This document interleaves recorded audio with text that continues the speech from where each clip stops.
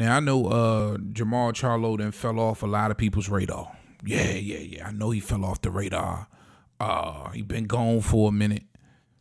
And the WBC let him hold on to the scrap. What? And this next fight is a 10-round non-title fight. What? Let's talk about it. What up, YouTube? Big T, Heavy Bad Boxing TV, man. Get your big goofy ass in here and hit the bag. Hit that like button for your boy. That helps the channel. You know, I appreciate that love. Shout out my gang, my bag hitters, D1 Merc 1, ML21, Skinny JT, Black Jesus, my guy Troy Jack, Keywan, Rubber Life, Modern King, Letitia, YK World, my guy Tyree Celestine. Big shout out Sean Don, Punch Drunk, Sean New Church, and my guy Mark Wynn, representing Australia, my Aussie family, man. I appreciate y'all. Now, it's been a minute, man. Jermall Charlo back in action. David Benavidez, Demetrius Andre undercard. It's going to be a dope fight. I'm telling y'all, don't sleep on that fight. You got to watch that one. But I think it's super dope that big bro Jose Benavidez Jr. on the undercard against Jermall Charlo. Now, like I was just mentioning, the WBC, I feel like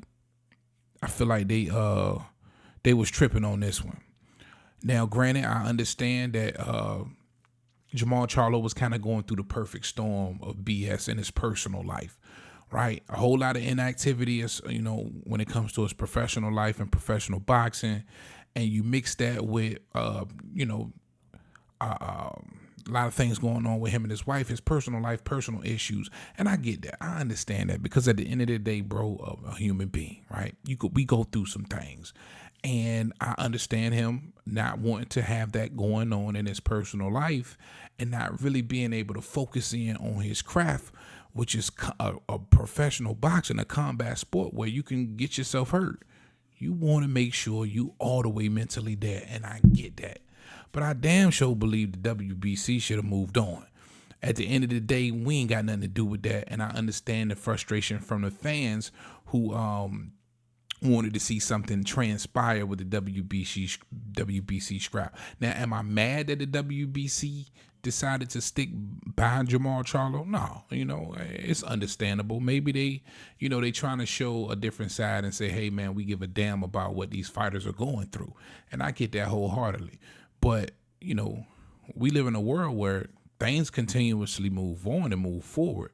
So I can understand that perspective as well. And again, a lot of stuff going on in his personal life. And I believe somebody there has been sympathetic and empathetic for Jermall Charlo. But moving forward, for this to be a non-title fight, I'm not quite sure how I feel about that. Now, I know Jermall Charlo definitely needs some sort of a tune-up, and I get it. But when you're a champion, it's different. I hate the fact that you're a belt holder and your fight isn't for the belt. That's just another way, because, if he loses this fight, he's still a world champion. And when you really think about it, fight for the fight fans, we ain't had nothing to do with your wife mistreating you and going through the things that you did with your wife. And I hate to have to say this shit, and it probably kind of sounds a little heartless, but it's the truth. We ain't had nothing to do with that. You know what I'm saying? You're a champion, and we expecting you to move like a champion. It's been over 2.5 years. You coming back talking about you fighting a 10-rounder for no scrap? What? What? But listen, it's going to be against I believe, a very desperate Jose Benavidez Jr., which for me is the X factor in this fight. Now, don't forget how Jose Benavidez Jr. was supposed to be that guy. After he got shot, he just wasn't quite the same. He's had opportunities against big names, in a Terrence Bud Crawford where he fell short, and in a Danny Garcia where he fell short. He got beaten both of those fights, stopped by Bud Crawford. And now this is probably going to be his last chance at a recognizable name, a world champion, and somebody this caliber of a fighter, right? He has to win this fight. And I think, his career, life or death, kind of depends on it. You know, at this point, it's still a heartbeat there. You know what I mean, for Jose Benavidez Jr. It's, you know, he could still somehow turn this thing around with a win over Jermall Charlo. But if he loses, you know, he's got gatekeeper written all over his ass. I think many people feel like right now he's a gatekeeper coming off those 2 losses.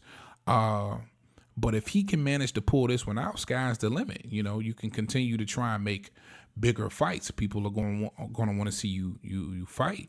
But this is an extremely desperate Jose Benavidez Jr. And I don't care what nobody say. The dude got skills. Again, had it not been for the incident where he got shot, I think, you know, maybe things played out a little bit different. I think the injury had been a hindrance on him to an extent, but still a really, really good skill set. And if you match that up against somebody who's been inactive and out of the ring since June 2021, over 2 years, almost 2.5 years, man,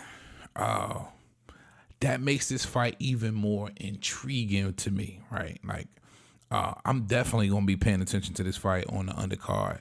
Of course, it's intriguing just to see how Jermall Charlo is going to look after such a long layoff. Is those skills still there and still sharp? And Jose Benavidez Jr., who I feel like is probably at this point willing to do anything to pull out a win in this fight. He's going to go balls to the wall, and I believe he's going to leave everything in the ring as well. So, man, this one's going to be interesting. Of course, if you rock with the channel, you most definitely got to peep this one out, man. And it's super dope because, again, big brother Jose Benavidez Jr. On the undercard of little brother David Benavidez Jr. versus Demetrius Andrade, which I already told you guys, that's the fight to watch in the final quarter of 2023 for sure. I'm extremely excited about that fight. But Jermall Charlo, Jose Benavidez Jr., you got somebody coming back off a long layoff versus somebody who's extremely desperate to win and continue to have somewhat of a name and try and put somebody worth having on his resume for legacy's sake for Benavidez Jr. Man, that's crazy. He gonna be desperate in this fight, bro. And I think that's just gonna push Jermall Charlo to a whole nother level. Either he's gonna prevail or he gonna let the smaller or Jose Benavidez Jr. Get off on him. But we got to see how that unfolds. All right, man, that's all I got for y'all on this one, man. Appreciate everybody who copped a t-shirt, man. It's my favorite print right here. I appreciate y'all, man. 25 orders. I'm blessed, man. All right, that's all I got. Big T, heavy bag. I'm out of here. Peace. Most motherfuckers don't know shit about boxing.